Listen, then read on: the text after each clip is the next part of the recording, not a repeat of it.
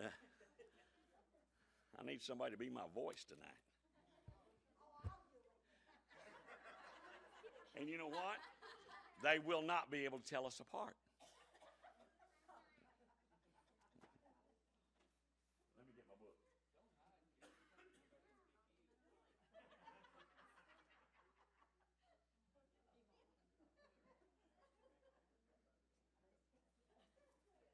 In Ecclesiastes chapter 7 tonight, beginning in verse number 13. Ecclesiastes chapter 7, beginning in verse number 13. Now, this is going to be coming out of the Message tonight, okay? So if you got a King James or Amplified or NIV, follow along the best you can, okay? Take a good look at God's work. Isn't that what we're supposed to do? Take a good look at God's work. Who could simplify and reduce creation's curves and angles to a plain straight line? Man, that's deep.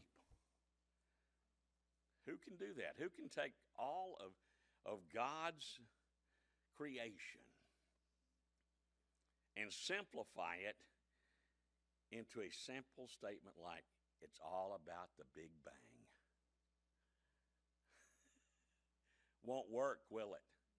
It doesn't have, the least amount of legs that you can have on a stool or a table to make it functional is 3.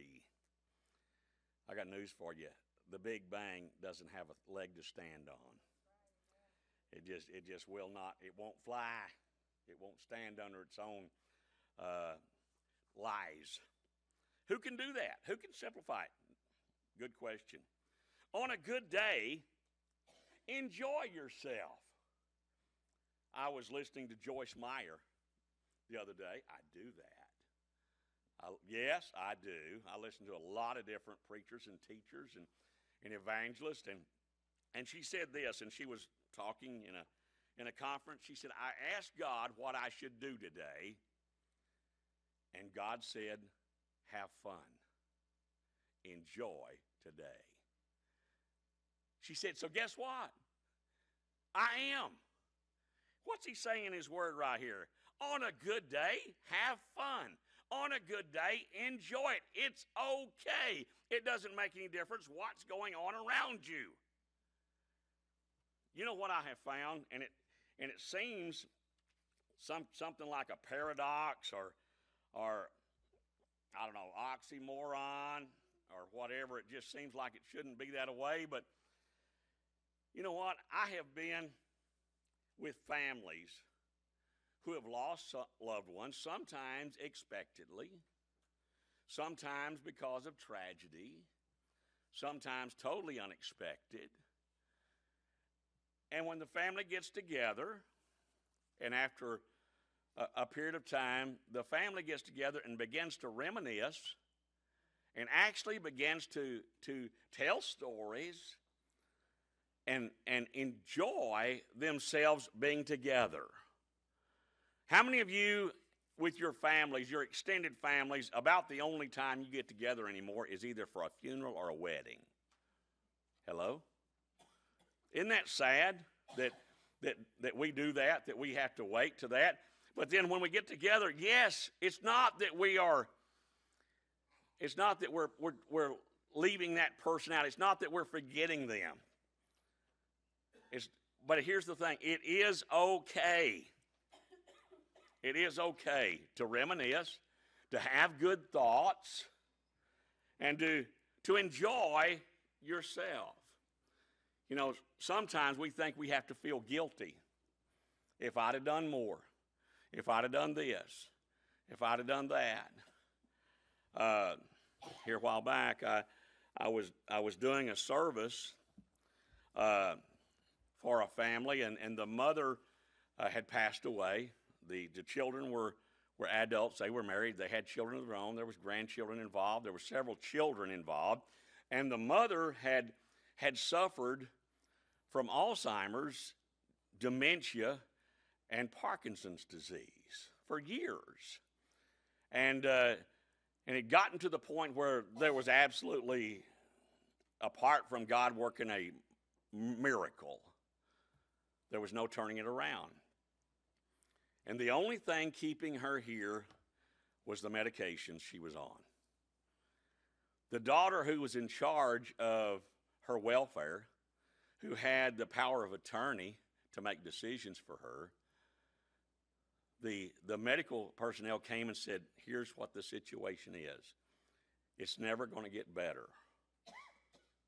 Do you think it's time that we made that decision to let her go peaceably? And after much consternation, the daughter said yes. Without talking to her brothers and sisters. They had not even been a part of the picture. They hadn't even come around for months. And all of a sudden, she's the bad guy. All of a sudden, you killed Mama. You allowed Mama to die prematurely. And she said, Pastor, what do I do? I said, you did nothing wrong. You did exactly what you needed to do. It is selfish of us to keep others here when God's calling them home. To let them go, to be relieved of their pain, to be relieved of this old tabernacle, and to get to go and be with the Lord. Isn't that victory? Isn't that victory? She said, thank you so much. And I said, you are welcome. And I would not have told you that if it were not the truth. It's okay for us to have bad days. We have them. Look at this. On a bad day, examine your conscience. You ever have a bad day? You know, anybody that hadn't had a bad day hadn't lived very long. And, you know, if you're going through some perilous thing in your life and you're going through some storm, you may come to the point where you think you're never going to have another good day. I went through a period of time for about 3 years that my mantra was very ugly. It was life is and then you die. I will never smile again. I will never have another good day in my life. But what I was doing was I was concentrating on that particular thing that I was in, that particular storm. I wasn't looking past the storm. I wasn't looking past, as Brother Robert Chapman said, I wasn't looking past the valley. You realize for every valley there's 2 mountaintops? It has to be 2 mountaintops. And so guess what? If you're passing through a valley right now, get ready. You're about to have a mountaintop experience. And so you're going to have some bad days. It says examine yourself. Examine your conscience. In other words, examine how you're approaching this. Examine how you're looking at this. Examine how that you're dealing with this. Examine your conscience. Okay, you're going to have good days, and you're going to have bad days. Look what the next one says. God arranges for both kinds of days. God allows those to happen. What would it be like if every day of your life was a good day? If every day of your life was a mountaintop experience? Jesus had taken 3 of his closest disciples up on the mountain called Mount Transfiguration. He took Peter, James, and John, his 3 closest confidants. He takes them up on the mountain. While they're up on the mountain, he is praying. And God allows Moses and Elijah to make an appearance on that mountain. Their countenance is so bright because of where they've been. They've been in the presence of God. Their countenance is so bright, it begins to illuminate Jesus, who is definitely attractive to that. Okay, he's going to attract that because he is God.